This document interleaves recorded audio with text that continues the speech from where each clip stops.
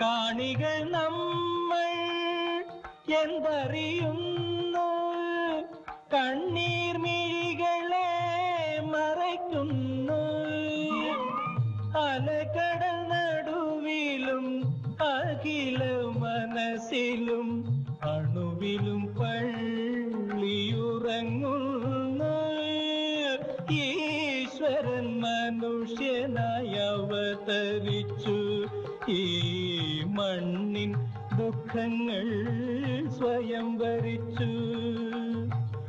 ഇരവും പകലും കരയും കടലും ഇടചേർന്ന ജീവിത കളിയരങ്ങിൽ ഈശ്വരൻ മനുഷ്യനായി അവതരിച്ചു, ഈ മണ്ണിൻ ദുഃഖങ്ങൾ സ്വയം വരിച്ചു. ഓം ഗുരുബ്രഹ്മാ ഗുരുവിഷ്ണു ഗുരുർദേവോ മഹേശ്വര ഗുരു സാക്ഷാത് പരബ്രഹ്മ തസ്മൈ ശ്രീ ഗുരവേ നമഃ. ഓം ചിന്താലേശായ പരമഗുരുവേ നമഃ. ഓം ചിന്താലേശായ പരമഗുരുവേ നമഃ. ഓം ചിന്താലേശായ പരമഗുരുവേ നമഃ. നമസ്കാരം. ചിന്താലയ ഗുരു വിഷ്വൽ മീഡിയയുടെ പുതിയ ഒരു എപ്പിസോഡിലേക്ക് എല്ലാ മാന്യ പ്രേക്ഷകർക്കും സുസ്വാഗതം. ഇന്ന് നമ്മൾ ഈ ചാനലിലൂടെ പറഞ്ഞു വരുന്നത് ഭഗവാന്റെ സമാധി ദിന ഉത്സവവുമായി ബന്ധപ്പെട്ട കാര്യങ്ങളാണ്. ഭഗവാൻ ജീവസമാധിയിലേക്ക് പ്രവേശിച്ചിട്ട്, ജീവസമാധി എന്ന് പറയുമ്പോൾ അവിടെ എല്ലാവരും കണ്ടതാണ്, ഭഗവാന്റെ സന്നിധിയിൽ വന്നിട്ടുള്ളവരെല്ലാം ദർശിച്ചതാണ്, ഭഗവാൻ ആത്മലിംഗത്തിലാണ് കുടികൊള്ളുന്നത്. ആത്മലിംഗം ഭൂമിയിൽ തന്നെ അപൂർവങ്ങളിൽ അപൂർവമാണ്. ആത്മലിംഗത്തിൽ ആണ് ഭഗവാൻ കുടികൊള്ളുന്നത്. ആത്മലിംഗത്തിൻ്റെ പ്രത്യേകത, ആത്മലിംഗം ദർശിച്ചാൽ തന്നെ ഭഗവാനെ ദർശിച്ചതായി, ഭഗവാനെ കണ്ടതായി. അപ്പോൾ ആത്മലിംഗമാണ് പ്രതീക്ഷിക്കുന്നത്. ഇപ്പോൾ ആത്മലിംഗത്തിലേക്ക് അല്ലെങ്കിൽ ഈശ്വരനിലേക്ക് ഭഗവാൻ ലയിച്ചിട്ട് ഇന്ന് 4 വർഷം തികയുകയാണ്. ഹോമം നടത്തി കഴിഞ്ഞതിന് ശേഷമാണ് പാദം, ഭഗവാന്റെ പാദം, ഭഗവാൻ ഇട്ട മെതിയടി, ഭഗവാന്റെ അത് വെള്ളി കെട്ടിച്ച് ഭഗവാന്റെ പാദമായി തന്നെ സങ്കല്പം ചെയ്തുകൊണ്ട് ഭക്തർക്ക് ദർശനത്തിന് വേണ്ടി വച്ചിട്ടുണ്ട്. ആ പാദമാണ് ശരിക്ക്, ആ പാദവും കൂടി വച്ചിട്ടാണ് സമാധിയിൽ അഭിഷേകം നടത്തുന്നത്. അപ്പോൾ എഴുന്നള്ളത്തായിട്ട് നമ്മൾ ക്ഷേത്രത്തെ വലം വയ്ക്കുമ്പോൾ ആ പാദത്തെയാണ് മുന്നിൽ നിർത്തി കൊണ്ടുപോകുന്നത്. ആ പാദം കൊണ്ടുപോയി അതിൻ്റെ ബാക്കിൽ നിന്ന് ശരിക്ക് കലശങ്ങൾ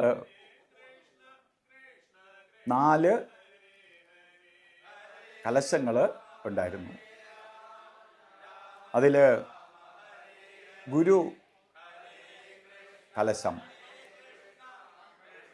ഇപ്പോൾ ഗുരു കലശം വളരെ ഭഗവാനായി സങ്കല്പം ചെയ്ത് തന്നെ ഗുരു കലശം, അതുപോലെ തന്നെ ബ്രഹ്മകലശം, രുദ്രകലശം, ഇങ്ങനെ 4 കലശങ്ങൾ എഴുന്നള്ളി കൊണ്ടുവന്ന് ആ കലശ തീർത്ഥം ഭഗവാന്റെ 3 വട്ടം വലം വെച്ച് ഭഗവാന്റെ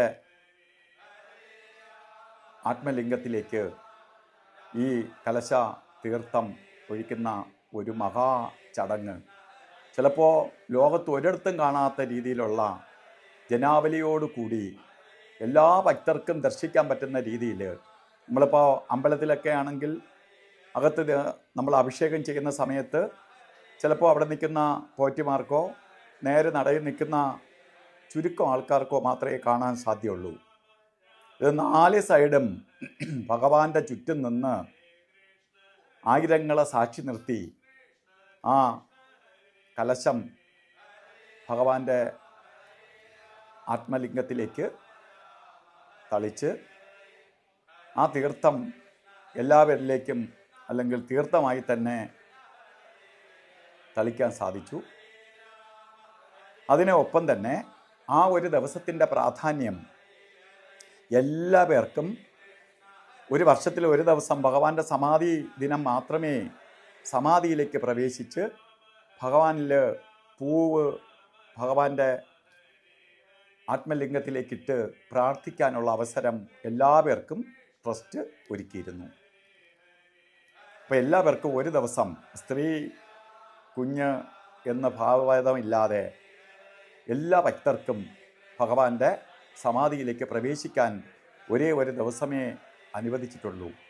അത് സമാധി ദിനം മാത്രമാണ്. ബാക്കി ദിവസങ്ങളിലൊക്കെ അതിനകത്ത് പ്രവേശനമില്ല.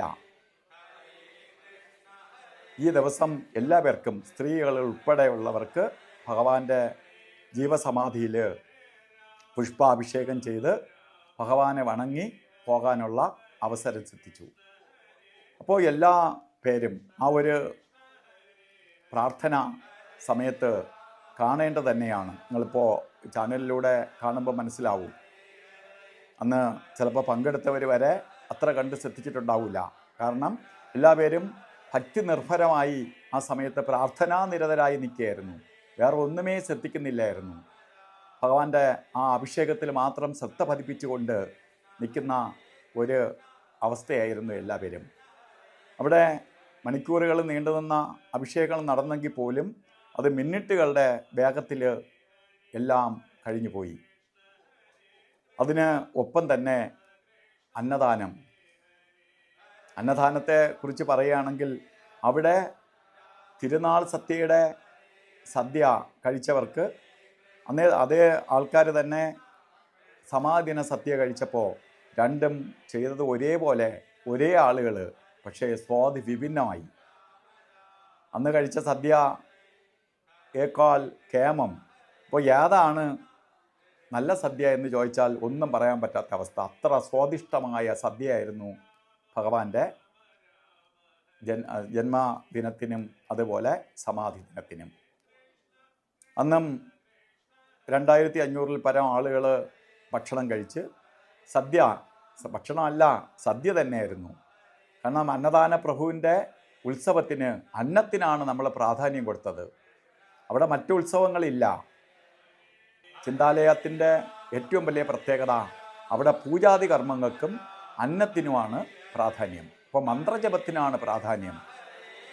അവിടെ നാമജപത്തിന് അല്ലെങ്കിൽ പൂജാതി കർമ്മങ്ങൾക്ക് അന്നദാനത്തിന് ആണ് പ്രാധാന്യം. അല്ലാതെ മറ്റ് ഉത്സവ പറമ്പുകൾ പോലെ മറ്റു ഉത്സവങ്ങൾക്ക് അവിടെ ഭഗവാൻ പ്രാധാന്യം കൊടുത്തിട്ടില്ല. കാരണം അവിടെ പ്രാർത്ഥനാലയമാണ്, സമാധി സ്ഥലമാണ്, സമാധികളുടെ ഒരു കൂമ്പാരമാണ്. എത്ര തന്നെ സമാധിയുണ്ട് എന്ന് ചോദിച്ചാൽ ആർക്കും അറിഞ്ഞുകൂടാ. അത് സാക്ഷാൽ ഈശ്വരന് സ്വാമിക്ക് മാത്രമേ അറിയാവൂ. അത്ര പുണ്യഭൂമിയാണ്, തപോഭൂമിയാണ് ചിന്താലയ ആശ്രമം. താപസന്മാരുടെ ഒരു സങ്കേതമാണ്. ആ പുണ്യഭൂമിയിൽ പാദമെടുത്ത് ചവിട്ടുക എന്ന് പറയുമ്പം തന്നെ ഇത്രയും ശക്തി ആത്മാക്കളുടെ അനുഗ്രഹം അവർക്ക് സിദ്ധിക്കും എന്നുള്ളതിന് സംശയം വേണ്ട.